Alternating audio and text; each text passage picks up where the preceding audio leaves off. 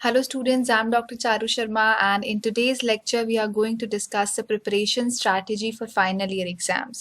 अभी जो students final year में हैं उनके एग्जाम अभी 6 to 7 मंथ में जो है फॉर एग्जाम्पल होने वाले हैं या फिर आपके एग्जाम जो है वो लगभग 1 साल बाद हैं।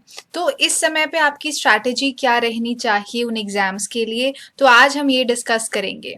पर एक चीज़ आपको जो ध्यान रखनी है वो क्या है कि जब आप फाइनल ईयर एग्जाम्स की तैयारी कर रहे हैं और आपके पास अभी इस समय पे क्या टाइम चल रहा है कि आप साथ साथ में अपना AIA PGT का बेस भी बना के चल रहे हैं, अपने फाइनल ईयर एग्जाम्स की तैयारी भी कर रहे हैं। तो आपको ये दोनों चीजें कैसे साथ लेके चलनी है, क्योंकि अल्टीमेटली आपको एग्जाम तो देना ही है।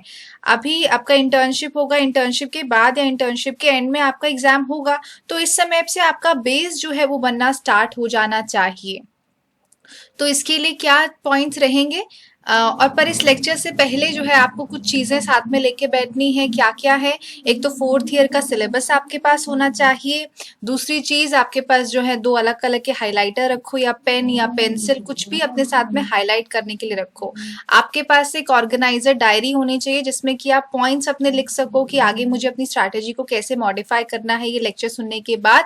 और चौथी चीज जो आपको होमवर्क मिलेगा वो भी आपको नोट डाउन करके रखना है ताकि हम जो है अपना स्टेप ले सके। तो एक ओरिएंटेशन यहाँ पे आपको समझनी होगी कि देखो, एक जो आपका गोल पोस्ट है वो क्या है जो बाद में आने वाला है, that is your AIA PGT examination. ठीक है, उससे पहले जो गोल पोस्ट आपको पार करना है वो है आपका फाइनल ईयर एग्जामिनेशन। ये है एक ही डायरेक्शन में, थोड़ी बहुत स्ट्रैटेजी इनके लिए डिफर रहेगी, सिलेबस आपको वही पढ़ना है। तो हम इस समय पे कैसे इंटेलिजेंटली तैयारी करें कि हम एक ही डायरेक्शन में होते हुए ये दोनों गोल जो है बहुत अच्छे तरीके से अचीव कर पाए। क्यों? क्योंकि AIA PGT का जो एग्जाम होता है, अगर उसमें कई बार स्टूडेंट्स के मार्क्स सेम होते हैं तो एज क्राइटेरिया भी लिया जाता है, उनके फाइनल ईयर में क्या मार्क्स रहे हैं वो भी लिया जाता है। तो अगर बहुत सारे बच्चों की रैंक सेम है या फिर बहुत सारे बच्चों की जो है और कुछ चीज सेम है, तो उसमें हम एक as one of the criterias ये यूज होता है, हमेशा नहीं पर कभी कभी जो है इसको एज अ क्राइटेरिया लेके चलते हैं। तो आपके पास वो जो अपॉर्चुनिटी है वो तो अपनी परफेक्ट रहनी चाहिए, अपने एग्जाम्स में अच्छे मार्क्स तो आने ही चाहिए। और जो अल्टीमेट गोल है वो है आपका AIA PGT की, जब आप प्रिपरेशन कर रहे हैं तो उसमें हमको अच्छा रैंक जो है अचीव करना है। ठीक है, तो भी एग्जाम्पल लेते हैं। फॉर एग्जाम्पल अभी आज आप फाइनल ईयर में हो, ठीक है, और इस समय पे आपके जो फाइनल ईयर एग्जाम्स होंगे उसके बाद आपको 1 साल का टाइम मिलेगा जिस समय पे आपकी इंटर्नशिप चल रही होगी। तो आज अगर आप फाइनल ईयर में हैं तो आपका 6 महीने बाद एग्जाम होगा। 2020 के एंड में फॉर एग्जाम्पल आपका एग्जाम है, 2021 में आप इंटर्नशिप में एंटर करोगे और 2022 में जो है AIA PGT का एग्जाम दोगे। तो आप इस समय पे यहाँ पे खड़े हो, है ना, अपनी लोकेशन समझो, आप यहाँ पे खड़े हो और आपको अपने 2 गोल दिख रहे हैं, एक तो एग्जामिनेशन अपना प्रॉफ का और एक जो है PG प्रिपरेशन का, PG एंट्रेंस का एग्जाम। तो इस समय पे आपको जो है ये सारी चीजें जो है कंसिडर करके लेके चलनी पड़ेंगी।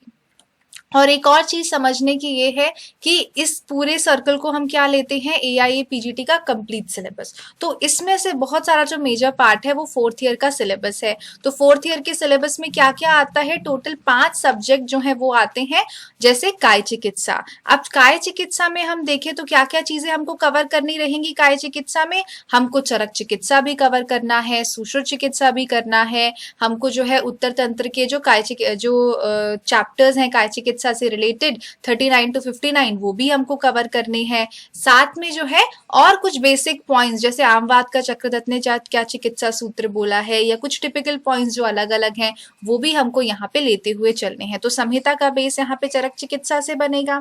ओके, फिर उसके बाद आते हैं हम पंचकर्मा पे। तो पंचकर्मा में आपको क्या पता होना चाहिए, सिद्धि कल्प होना चाहिए चरक का, सुश्रुत के चिकित्सा स्थान के चैप्टर्स आपको मालूम होने चाहिए, अष्टांग हृदय के सूत्र स्थान के जिन्होंने एंड के चैप्टर्स बोले हैं वहां पे धूमपान, नस्य, बस्ती, इन सब का जो वर्णन किया वहां के आपको बेसिक्स पता होने चाहिए जो कि डिफरेंट है। ठीक है, उसके बाद आते हैं शल्य तंत्र पे। तो शल्य तंत्र कहाँ है, क्या स्कैटर्ड फॉर्म में है सुश्रुत संहिता के, तो जहां पे आपको सूत्र स्थान के चैप्टर्स भी करने हैं तो साथ में आपको निदान के अर्श, अश्मरी, भगंदर ये सब भी मालूम होना चाहिए पेपर 2 के लिए। ठीक है। उसके बाद आते हैं शालाक्य तंत्र पे। तो शालाक्य तंत्र का जो मेजर पोर्शन है वो आपका सुश्रुत उत्तर तंत्र में कवर होगा। साथ में मुख रोग जो कि निदान स्थान में दिए हैं वो आपको करने हैं। और शालाक्य तंत्र के जो एक्स्ट्रा चीजें आचार्य वाग्भट ने बताई हैं, कुछ टिपिकल रोग उन्होंने बताए जो कि आचार्य सुश्रुत ने वर्णन नहीं किए हैं, उनके बारे में भी आपको पता होना चाहिए। और सबसे फाइनल मोस्ट आता है research methodology and medical statistics. तो इसके कुछ बेसिक क्राइटेरिया जो हैं वो आपको मालूम होने चाहिए। तो ये हमारा है 4th ईयर का सिलेबस। अब एक चीज आपको यहाँ पे देखनी है कि जिस एग्जाम की अभी आप तैयारी कर रहे हैं, जो आप प्रॉफ एग्जाम की तैयारी कर रहे हैं, वो है एक सब्जेक्टिव एग्जाम। तो सब्जेक्टिव एग्जाम्स के लिए कुछ पॉइंट्स अभी से आपको अपने दिमाग में फीड करते हुए चलने हैं, क्योंकि सब्जेक्टिव एग्जाम्स में अगर आपको स्कोर करना है तो उसमें कुछ रेलेवेंट चीजें होती है जिन पे कि आप फोकस करोगे तो जितनी आप प्रिपरेशन कर रहे हो उसका मैनी फोल्ड बेटर रिजल्ट आपके पास आएगा अगर आप ये सब चीजें ध्यान रखते हो। तो सबसे इंपॉर्टेंट चीज क्या है, सब्जेक्टिव एग्जाम में प्रेजेंटेशन मैटर्स द मोस्ट। आप किस तरीके से अपना कंटेंट प्रेजेंट कर रहे हो। देखो, दो टाइप के स्टूडेंट्स होते हैं। एक स्टूडेंट है जो कि बहुत पढ़ता है, अच्छे से कवर करता है, उसका इनपुट बहुत अच्छा है, बट जब वो एग्जाम लिखने बैठता है, जब वो आउटपुट देने बैठता है, तब वो चीजें कंपाइल नहीं कर पाता, चीजों को जो है अच्छे से सिस्टमैटिक वे में प्रेजेंट नहीं कर पाता। तो अल्टीमेटली एग्जामिनर क्या देखने वाला है कि आपने पेपर में क्या लिखा, आपने चीजें कैसे प्रेजेंट की हैं। अगर आपकी प्रेजेंटेशन अच्छी नहीं है तो भले ही आपकी इनपुट कितनी भी अच्छी हो, आप उसको उस तरीके से दिखा ही नहीं पाओगे। तो हमें हर चीज पे फोकस करना है। हमारी इनपुट तो अच्छी हो ही, हमारा प्रेजेंटेशन या हमारी आउटपुट भी अच्छी रहनी चाहिए। तो इस प्रेजेंटेशन को एक बहुत सिंपल वे अगर हम एग्जाम्पल लेके चलते हैं, फॉर एग्जाम्पल आपका एक लॉन्ग क्वेश्चन जो है आया है, तो एक लॉन्ग क्वेश्चन में काय चिकित्सा में एक डिजीज आपसे पूछी गई है, फॉर एग्जाम्पल आमवात। तो आप उसको कैसे प्रेजेंट करोगे, आप उसको एक सिस्टमैटिक वे में प्रेजेंट करोगे। आपको उसमें आयुर्वेद भी बताना है, आपको उसमें मॉडर्न भी बताना है, ये तो दो भाग हो गए। आयुर्वेद में आप क्या क्या फोकस करोगे, फर्स्ट पॉइंट में आप निरुक्ति, परिभाषा और रेफरेंस कहाँ कहाँ पे आमवात किया वो बताओगे। सेकंड सेक्शन में आप क्या डिस्कस करोगे, उसके निदान क्या है, पूर्व रूप क्या है, संप्राप्ति क्या है, संप्राप्ति घटक क्या है। थर्ड एरिया में आओ, थर्ड सेक्शन में आप डिस्कस करोगे सिम्टम्स, उसके सामान्य लक्षण क्या है, उसकी क्लासिफिकेशन क्या है और क्लासिफिकेशन के अकॉर्डिंग विशेष लक्षण क्या है। नेक्स्ट आता है सबसे मोस्ट इंपॉर्टेंट सेक्शन जो कि काय चिकित्सा से रिलेटेड है, तो चिकित्सा सिद्धांत क्या है, और चिकित्सा सिद्धांत के साथ साथ उसमें अलग अलग जो है डिफरेंट इंपॉर्टेंट योग कैसे कैसे बताए गए हैं। आयुर्वेद में मतलब आमवात में जहाँ पे हम पंचकर्म का प्रयोग कर रहे हैं तो कौन कौन सी बस्ती जो है हम वहां पे देंगे, क्या क्या उसके घटक होंगे। तो ये आपके पास एक बेसिक आउटलाइन ऐसे तैयार रहनी चाहिए, और जब हमारे पास आउटलाइन रेडी होगी तो भी उस हिसाब से अगर हम फिल करते हैं चीजें तो हमको चीजें ज्यादा अच्छे से जो है हम कवर कर पाते हैं। ऐसे अब उसके मॉडर्न एरिया में आओ, आपको उसकी डेफिनेशन पता होनी चाहिए, एपिडेमियोलॉजिकल फैक्टर्स पता होने चाहिए कि मेल्स में इंसिडेंस ज्यादा है कि फीमेल्स में इंसिडेंस ज्यादा है, किस डिजीज के साथ एसोसिएटेड मिलता है, पैथोफिजियोलॉजी क्या है, उसकी डायग्नोस्टिक क्राइटेरिया क्या है। ये बहुत इंपॉर्टेंट है कि जब हम आमवात की बात करते हैं तो उसका डायग्नोस्टिक क्राइटेरिया क्या रहता है, इन्वेस्टिगेशंस में आप क्या क्या करवाओगे, और एक छोटा सा जिस्ट आप ट्रीटमेंट का दोगे। ट्रीटमेंट में हमको बहुत डिटेल नहीं जाना है ना। डायग्नोस्टिक क्राइटेरिया और इन्वेस्टिगेशन हमारा यहाँ पे मेन रहेगा। अब इसमें पॉइंट क्या आता है कि इसमें से कौन कौन सी चीजों के आपको सूत्र पता होने चाहिए और कौन कौन से सिर्फ आप एक जो है एक नॉर्मल फॉर्मेट में लिखोगे तो वो भी पता चलेगा। तो जो ये हाईलाइट किया है, पूर्व रूप, संप्राप्ति, सामान्य लक्षण, चिकित्सा सिद्धांत, इनके जो है आपको बेसिक पॉइंट्स पता होने चाहिए। इनके सूत्र भी आपको जो है पता होने चाहिए। अगर पूरे सूत्र आपको ना पता हो तो कम से कम उसके जो मेन पॉइंट्स हैं वो आपको पता रहने चाहिए। अब उसके बाद जो दूसरा पॉइंट हम डिस्कस करेंगे वो क्या है, लॉन्ग क्वेश्चंस को अटेम्प्ट करने का तरीका और शॉर्ट क्वेश्चंस को अटेम्प्ट करने का तरीका। ठीक है, तो दूसरा आपका क्या रहता है कि लॉन्ग क्वेश्चंस कैसे अटेम्प्ट करने हैं और शॉर्ट क्वेश्चंस कैसे आपको अटेम्प्ट करने हैं। तो लॉन्ग क्वेश्चंस कहाँ कहाँ से आ सकते हैं, शॉर्ट क्वेश्चंस कहाँ कहाँ से आ सकते हैं, ये आपको आइडिया मालूम होना चाहिए। ठीक, तो जैसे काय चिकित्सा का भी डिस्कस करते हैं तो हम एक एक पेपर यहाँ पे लेंगे सिलेबस के हिसाब से और आपको मार्क करते हुए चल रहा है कि कहाँ कहाँ से चीजें जो है आ सकती हैं। तो देखो शॉर्ट क्वेश्चन में क्या आ सकता है, डेफिनेशन ऑफ भेषज आपसे पूछा जा सकता है, चतुष्पाद आपसे पूछा जा सकता है, और साथ में क्रियाकाल से रिलेटेड जो है शॉर्ट क्वेश्चंस आपके पास आ सकते हैं। देखो यहाँ पे जो आपको येलो से मार्क्ड है, अब यहाँ से शुरू करते हैं, जो चीजें येलो में मार्क्ड है वो आपको लॉन्ग क्वेश्चंस में आ सकती हैं, चाहे 10 मार्क का हो, 15 मार्क्स का हो, इस हिसाब से आपके जो है लॉन्ग क्वेश्चंस बन सकते हैं। और जो चीजें यहाँ पे ब्लू से मार्क्ड है वो आपको शॉर्ट क्वेश्चंस के लिए पूछी जा सकती हैं। तो द्विविध उपक्रम जो है उसमें षड्विध उपक्रम भी आएंगे तो वो आपको लॉन्ग क्वेश्चन के लिए आ सकता है। और साथ में क्या चीज आपको ध्यान रखनी है कि शॉर्ट के लिए रूक्षण, स्नेहन, स्वेदन, स्तंभन, लंघन, ब्रूहण की डेफिनेशन पूछ सकते हैं, उसका जो है पॉइंट्स उससे रिलेटेड हम पूछ सकते हैं। अब उसके बाद आता है मानस चिकित्सा से रिलेटेड पॉइंट कि मानस चिकित्सा पे एक बड़ा क्वेश्चन आ सकता है, उसमें आपको उन्माद भी लिखना पड़ेगा, अपस्मार भी लिखना पड़ेगा, तत्व अभिनिवेश भी लिखना पड़ेगा। उसके बाद नेक्स्ट क्वेश्चन आमवाद से रिलेटेड क्वेश्चन जो है वो लॉन्ग क्वेश्चंस में आ सकता है। साथ में जो है रूमेटॉइड अर्थराइटिस उसके मॉडर्न कोरिलेशन में आ सकता है। तो ये सब चीजें आपसे पूछी जा सकती हैं। इसके अलावा जो और पॉइंट्स मार्क नहीं है they can be asked for short questions also. और जो इसमें प्रीवियस ईयर एग्जामिनेशन में चीजें आई हैं उसको हमने यहाँ पे अलग से मार्क किया है। मलेरिया से रिलेटेड जो नेशनल हेल्थ प्रोग्राम्स हैं तो इस पे लॉन्ग क्वेश्चन भी आ सकता है, शॉर्ट क्वेश्चन भी आ सकता है। लॉन्ग क्वेश्चन में क्या आ सकता है कि आपसे एक टिपिकल डिजीज पूछी गई, विषम ज्वर के साथ आपको मलेरिया पूछा गया और साथ में नेशनल हेल्थ प्रोग्राम जो इससे रिलेटेड है वो तीनों चीजें एक लॉन्ग क्वेश्चन में पूछ ली, या फिर एक विषम ज्वर के बारे में एक छोटा सा क्वेश्चन पूछ लिया गया है, या फिर किसी नेशनल हेल्थ प्रोग्राम के बारे में ही कोई छोटा सा क्वेश्चन आ गया है, ऐसे भी आ सकता है। अब उसके बाद आता है व्याधि क्षमत्वहीनता, इम्यूनोडेफिशिएंसी डिसऑर्डर्स के बारे में जो है लॉन्ग क्वेश्चन में भी आ सकता है। अब उसके बाद आते हैं हम पेपर 2 पे। तो पेपर 2 में ऐसी कौन कौन सी इंपॉर्टेंट डिजीजेस हैं जिनसे क्वेश्चन आ सकते हैं, तो हिक्का और श्वास दोनों लॉन्ग क्वेश्चन में भी आ सकते हैं। राजक्षमा can be also asked in long question. और साथ में जो है इसके साथ सीओपीडी से जो है रिलेटेड वो भी क्वेश्चन आ सकता है। और एक शॉर्ट क्वेश्चन जो कि बहुत कॉमनली पूछा जाता है कि सीओपीडी जो है उसके टाइप्स क्या है और उसमें डिफरेंस क्या होता है। नेक्स्ट गृहिणी पे एक लॉन्ग क्वेश्चन आ सकता है, वात व्याधि पे लॉन्ग क्वेश्चन आ सकता है। फिर साथ में जो है आशयगत एवं आवरणवाद पे भी जो है एक लॉन्ग क्वेश्चन आ सकता है। अलॉन्ग विद दैट वात व्याधि पूछ के मोटर न्यूरॉन डिजीज पे भी जो है दोनों मिला के भी क्वेश्चन आ सकता है। प्रमेह बहुत इंपॉर्टेंट है, यहाँ से क्वेश्चन आ सकता है, स्थौल्य से क्वेश्चन आ सकता है। अब देखो ये जो ब्लू में मार्क्ड है that is for short questions, क्लेब पे पूछा जाता है शॉर्ट क्वेश्चन में, नेफ्रोटिक सिंड्रोम जो है वो पूछा जाता है, आईबीएस जो है वो शॉर्ट क्वेश्चन में पूछा जाता है, और अल्सरेटिव कोलाइटिस शल्य में भी पूछा जाता है और काय चिकित्सा में भी पूछा जाता है।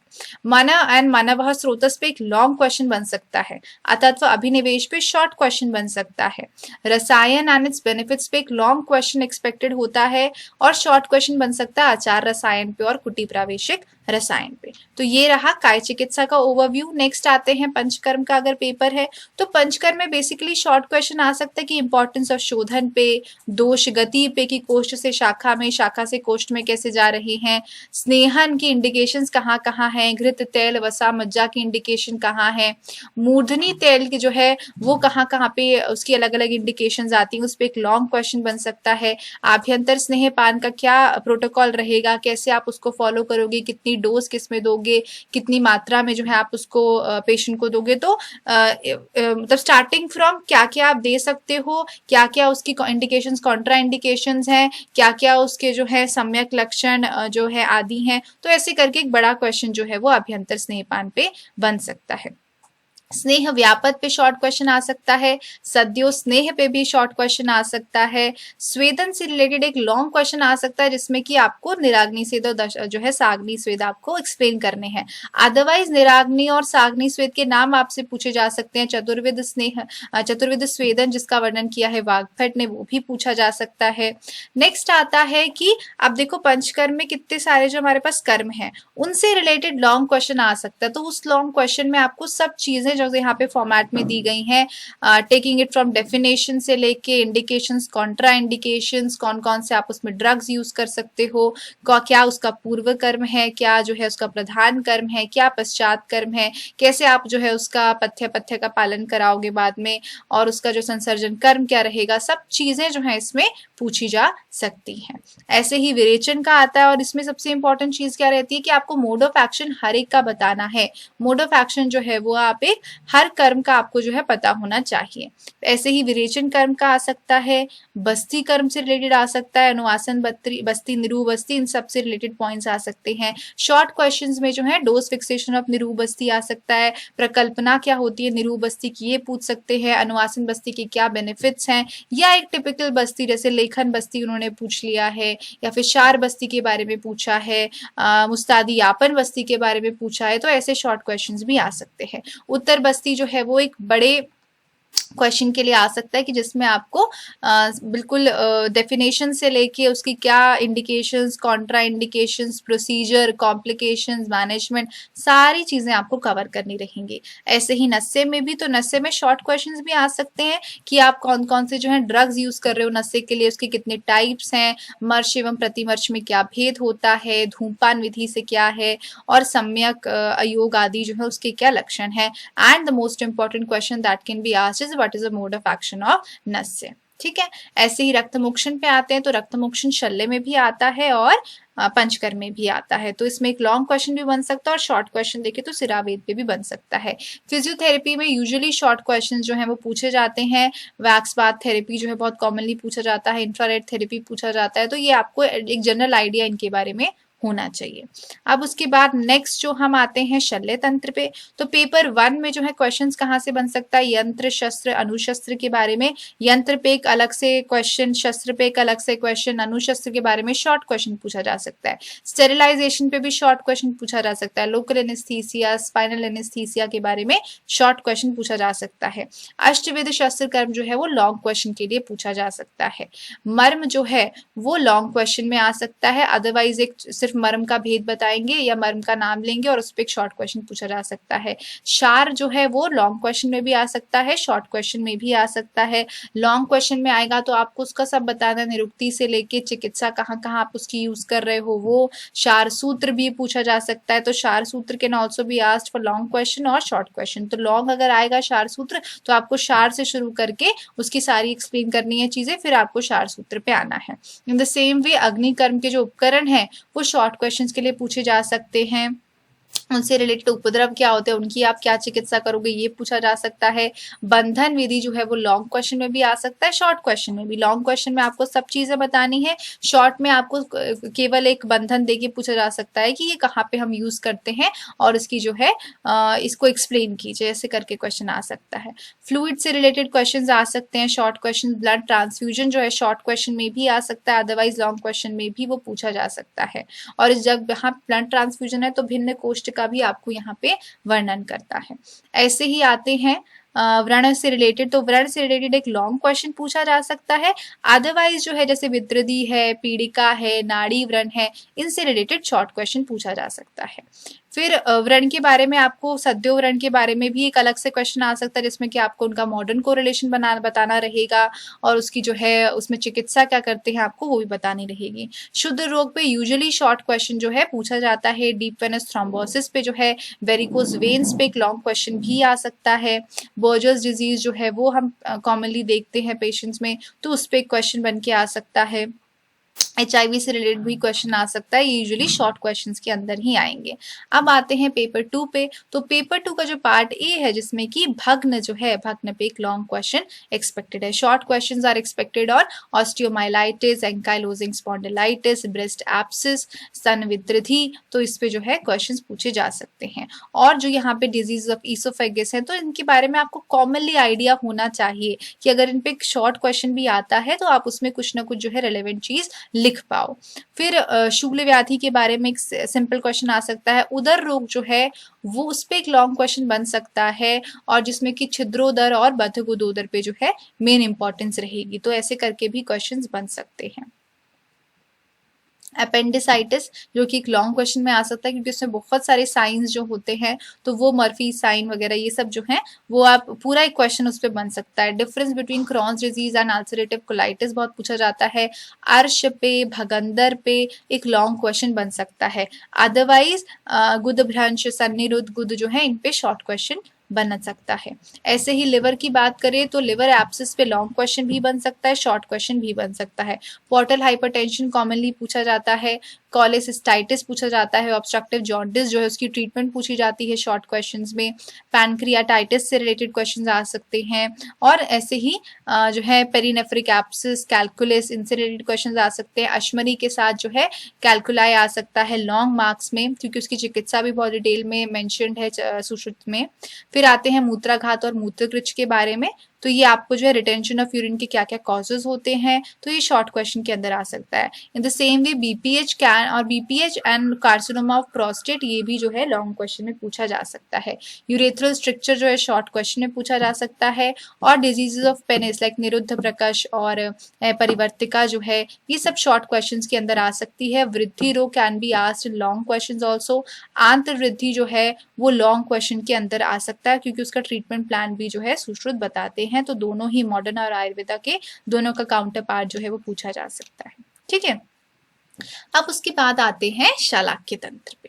तो शालाक्य तंत्र में जो बेसिक एरिया आता है वो क्या है, क्लासिफिकेशन ऑफ नेत्र रोग एंड इट्स इंपॉर्टेंस। तो क्वेश्चंस कैसे आ सकते हैं, एक टिपिकल अधिष्ठान के आपको रोग पूछेगा कि वर्तमगत रोगों का वर्णन कीजिए, या फिर उसमें जो है कुछ डिजीजेज ऐसी हैं जिसमें कि ज्यादा डिटेल्स है, जैसे क्रियाकल्प है तो क्रियाकल्प के बारे में एक लॉन्ग क्वेश्चन भी आ सकता है, और अगर शॉर्ट क्वेश्चन पूछना चाहेंगे तो तर्पण पे, अंजन पे भी आ सकता है।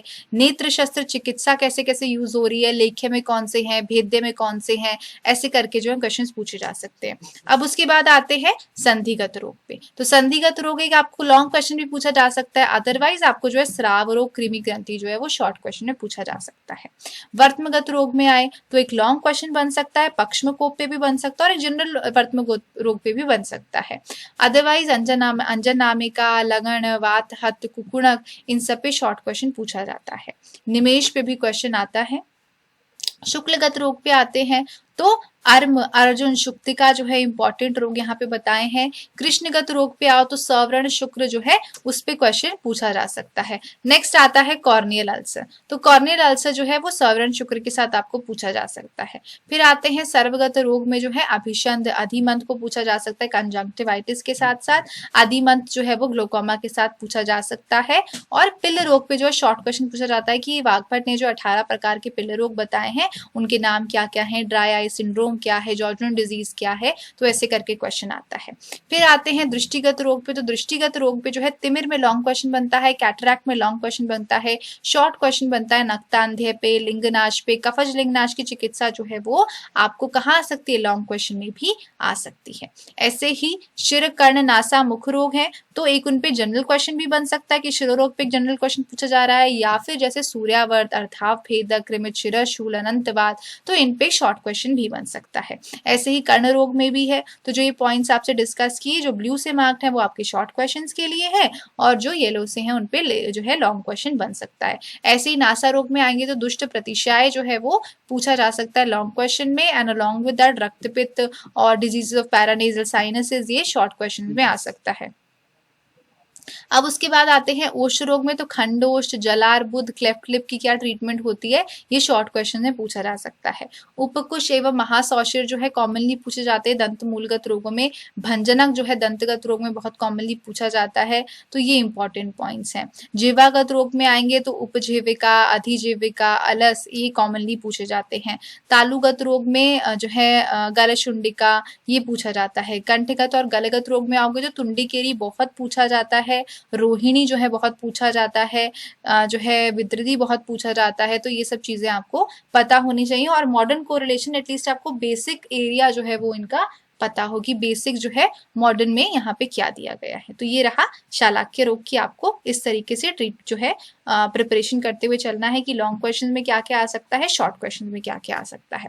अब आते हैं लास्ट सब्जेक्ट पे, that is research methodology and medical statistics. तो इसमें जो है एक लॉन्ग क्वेश्चन रहेगा, तो वो यूजुअली एक बेसिक क्वेश्चन होगा जिसमें कि पूछा गया है कि जैसे टाइप्स ऑफ रिसर्च क्या है and what is the need of research इन आयुर्वेदा, ऐसे करके रिसर्च प्रोसेस पे क्वेश्चन आ सकता है।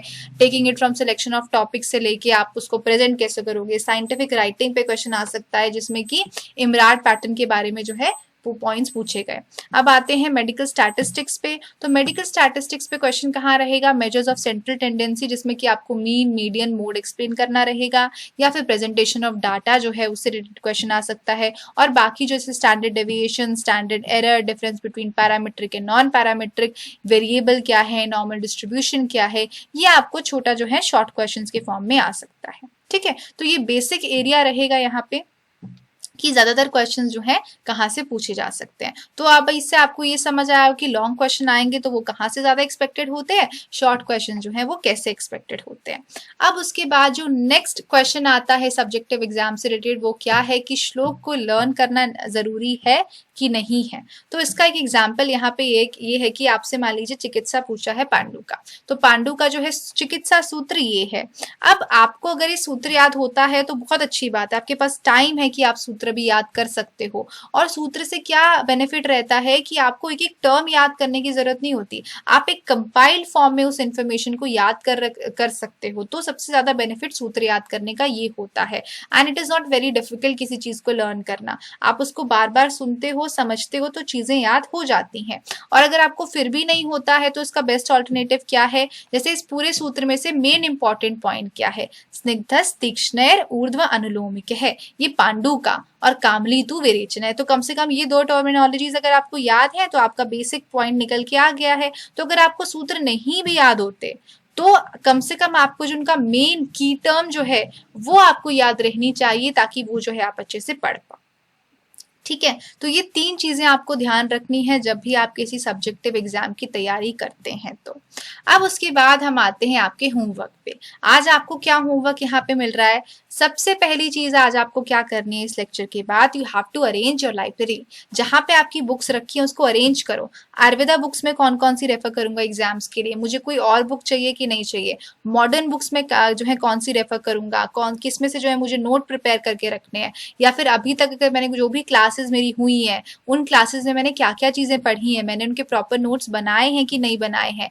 आपकी जो कॉलेज में कोई क्लासेस हुई हैं तो वो आपने जो है कैसे उसको नोट डाउन करके रखा है, किसी सीनियर से अगर आपको नोट्स चाहिए तो ये सब चीजें आप अभी से अरेंज करना स्टार्ट कर दो कि काय चिकित्सा में ये बुक्स रहेंगी, पंचकर्मा में मुझे ये बुक रेफर करनी है, इसके अलावा एग्जाम पॉइंट ऑफ व्यू अगर कोई बुक इंपॉर्टेंट है तो वो मुझे कौन सी लेनी है। तो ये सब चीजें आपके पास जो है रेडी रहनी चाहिए, ताकि आप जब भी पढ़ो आपके पास ऑलरेडी वो लगी हुई हो कि अच्छा काय चिकित्सा पढ़ना है तो यहाँ से पढ़ना है, बस पढ़ना स्टार्ट कर दो।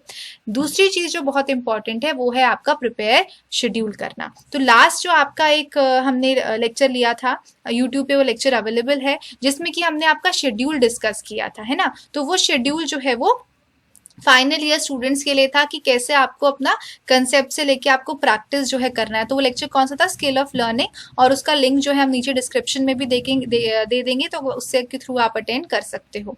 दूसरा क्या रहेगा कि आपको डेली गोल्स जो है वो आपके शेड्यूल में आने चाहिए कि आज मुझे इतनी देर संहिता पढ़ना है, इतनी देर सब्जेक्ट पढ़ना है, इतनी देर मुझे क्लिनिक्स का पढ़ना है, ये आपका स्पेसिफाई रहना चाहिए, उसको आपको फॉलो करना है। और तीसरी चीज आपको हमेशा ध्यान रखनी है, जब भी आप कोई चीज पढ़ते हो तो आपका मेन गोल क्या रहता है कि उस जो चीज आपने पढ़ी है, देखो हम जिस प्रोफेशन में हैं वो एक प्रैक्टिकल साइंस है, सिर्फ पढ़ के छोड़ देना वहां पे नहीं है चीज कंप्लीट, आपको पढ़ के उसको कैसे प्रैक्टिस में लेके आना है, मेन चैलेंज वही है। तो आपको जब भी चीजें पढ़नी है तो हमेशा आपको उसको अप्लाइड एस्पेक्ट में देखना है। ठीक है, और एक बहुत इंपॉर्टेंट सूत्र जो रहता है वो कहाँ से है, वो है सुश्रुत के सूत्र स्थान के 3rd चैप्टर से। What is the ultimate goal of a वैद्य, उसको एक्सप्लेन किया है और एक स्टेप वाइज अप्रोच बताई है। वाक सौष्ठवे, आपकी जो है उच्चारण जो है वो आपका सही रहना चाहिए। अर्थ विज्ञाने, जो भी आप सूत्र पढ़ रहे हो उसका आपको मतलब पता होना चाहिए, अप्लाइड एस्पेक्ट आपको पता होना चाहिए। प्रागल्भे, इसका क्या मतलब है कि आप जो चीज पढ़ रहे हो, फॉर एग्जाम्पल अभी आप रस और दोष का कोरिलेशन पढ़ रहे हो तो आपको पता होना चाहिए कि वाग्भट ने क्या बोला है, सुश्रुत ने क्या बोला है, उनके क्या मत हैं। तो ये सब चीजें जो है आपकी एक वेब बननी चाहिए, अच्छा इससे रिलेटेड ये चीजें हैं तो मैं प्रैक्टिस करूंगा तो मुझे ये पूरा जो है वेब याद होना चाहिए कि अच्छा ये सब चीजें कहाँ कहाँ पे और मुझे कैसे इसको अप्लाई करना है। और ये 3 चीजें होंगी तभी होगी कर्म नैपुण्य, तो तभी जो है आपकी प्रैक्टिस जो है स्किलफुल होगी। तद अभ्यास से फिर आपको उसको और प्रैक्टिस करना है उस स्किल को, और अल्टीमेटली जाके तभी आपको जो है सिद्धि प्राप्त होगी। तो जब भी अध्ययन करना है तो आपको ये सब चीजें जो है ये कवर करते हुए चलना है।